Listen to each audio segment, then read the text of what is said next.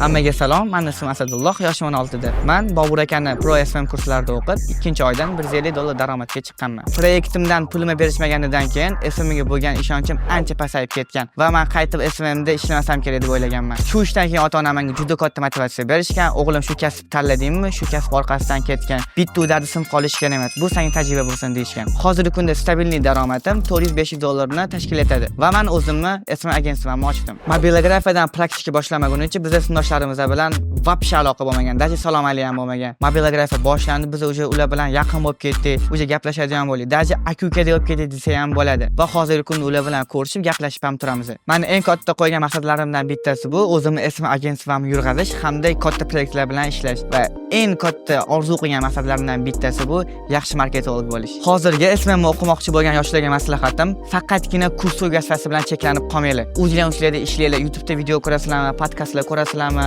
blogerlarni kuzatasizlarmi, faqat o'zingizlarning ustida ishlanglar. Qachonki odam o'zining ustida ishlasa, o'shanning maqsadiga erishadi va daromadga chiqishi mumkin.